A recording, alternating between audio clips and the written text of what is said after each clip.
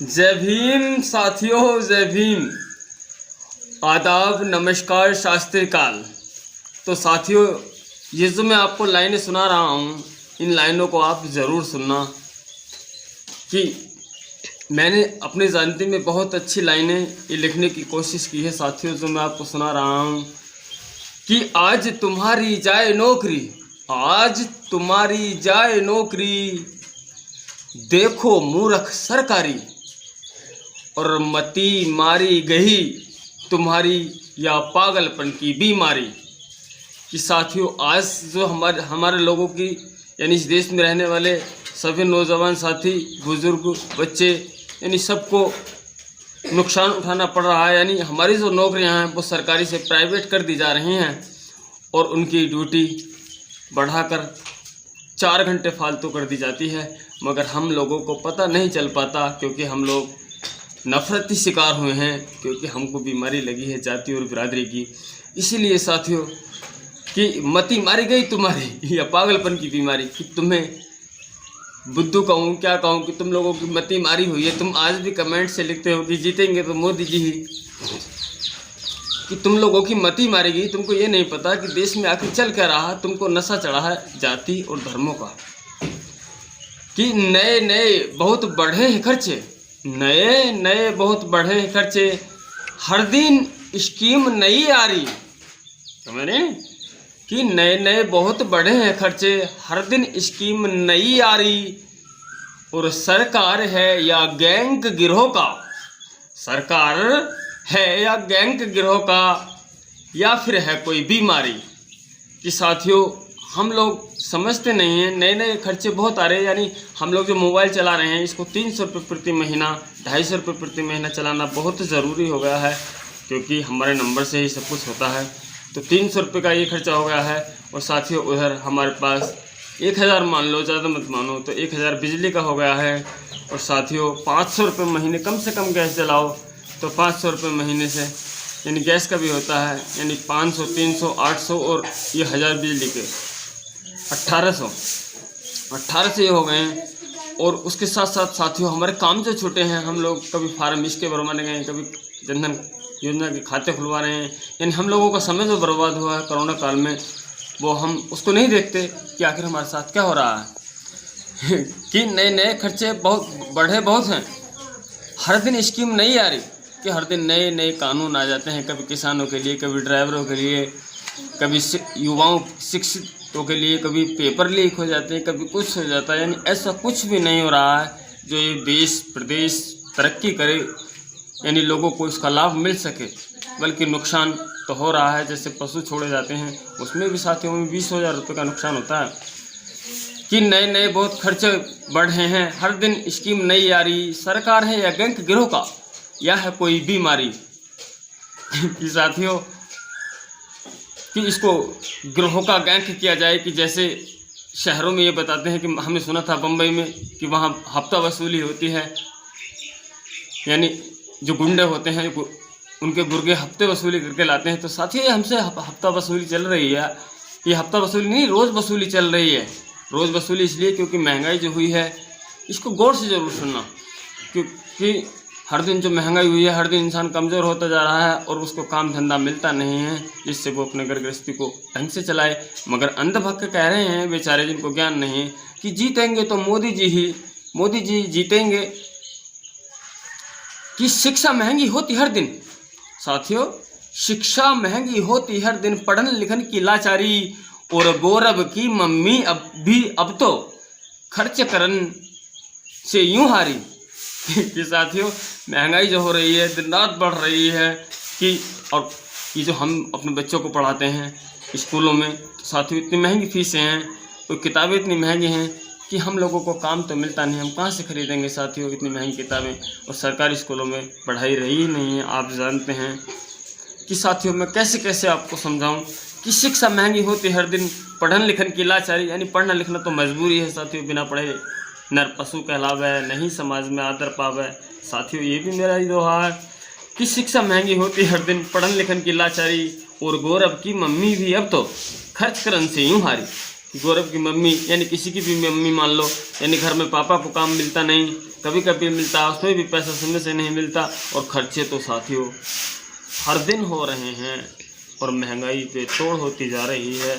साथियों इस पर ज़रूर ध्यान दें कि हमारे देश में आखिर चल क्या रहा है, कि उनके कहने और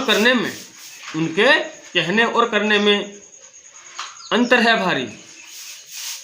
और नहीं समझ में क्यों आ रही कि साथियों वो कहते कुछ हैं और करते कुछ हैं। हमारी समझ में क्यों नहीं आ रहा, हम क्यों नहीं समझ रहे उनकी मन की बात कि आखिर वो चाहते क्या हैं। हमारे देश को इतने पीछे तो धकेल चुके हैं, आखिर क्या वो हमको गुलाम बनाना चाहते हैं क्या। हम बहुजनों को जो आज हम अनेकों जातियों में बटे हैं साथियों, मैं क्या जिक्र करूं आपसे, बस यही सोचकर परेशान रहता हूं कि काश गुलामी बीजेपी सत्ता रही तो गुलामी आ जाएगी। और जब गुलामी आ जाएगी तो साथियों जैसे आज गायें गलियों में मर जाती हैं, सांड गलियों में मर जाते हैं, ऐसे ही आदमी गलियों में मर जाया करेंगे, उनको कोई देखने करने वाला पैदा नहीं होगा। इस पर ज़रूर ध्यान दें साथियों कि उनके कहने और करने में अंतर और नहीं समझ में क्यों आ रही।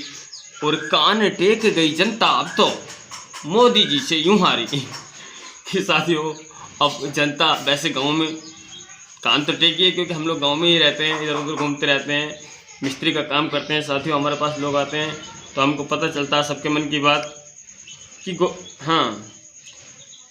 कान टेक गई जनता अब तो मोदी जी से यूं हारी, कि अब सोच रही कि मोदी जी की सरकार चली जाए। मगर वो कहते हैं लोग गाँव में कि साथियों ईवीएम है, मोदी जी को कोई नहीं हरा सकता। कि अंधभक्त अनजान अभी भी जिनकी सोच बड़ी कारी, कि साथियों जो दूसरों के बारे में बुरा सोचते हैं वो अंधभक्त, उनकी सोच कारी है। यानी हमें दूसरों के बारे में बुरा नहीं, अगर हम भला नहीं सोच सकते तो कैसे भी नहीं सोचें तो भला सोचें, बुरा नहीं। कि अंधभक्त अनजान अभी भी जिनकी सोच बड़ी कारी, और गाँव में मोदी उत्ता सुनी कहत हमने नारी। और अंधभक्त अनजान अभी भी जिनकी सोच बड़ी कारी, और आज तुम्हारी जाए नौकरी देखो मूर्ख सरकारी। और मती मारी गई है तुम्हारी या पागलपन की बीमारी। कि कांग्रेस तो और भी आगे, अब मैं साथियों कांग्रेस का जिक्र करता हूँ, कि कांग्रेस तो और भी आगे करती वो भी गद्दारी। और भला चाहे न बहुजनों का इसलिए बसपा तारी। कि साथियों कांग्रेस भी पीछे नहीं है, हमारे लोगों का शोषण होता रहा है, क्योंकि न्यूज़ पर ये खबरें नहीं दिखाई दी जाती, यूट्यूब पर हम लोग देख लेते हैं और यूट्यूबर हर गांव में नहीं पहुंच पाते। कि कांग्रेस तो और भी आगे करती वो भी गद्दारी। और भला चाहे न बहुजनों का इसलिए बसपा तारी। कि साथियों मान्यवर काशीराम जी ने ओबीसी समाज से आते हैं साथियों, ओबीसी हमारा साथ बिल्कुल नहीं दे रहे हैं, ये बात हकीकत है। कि मान्यवर काशीराम जी ने ये बीएसपी बनाई थी, और इसका मतलब बहुजन समाज पार्टी इसलिए रखा था कि बहुजन एक समाज है जो 85% है, मगर वो जातियों में बट रहा, उसका लाभ नहीं मिल सका था।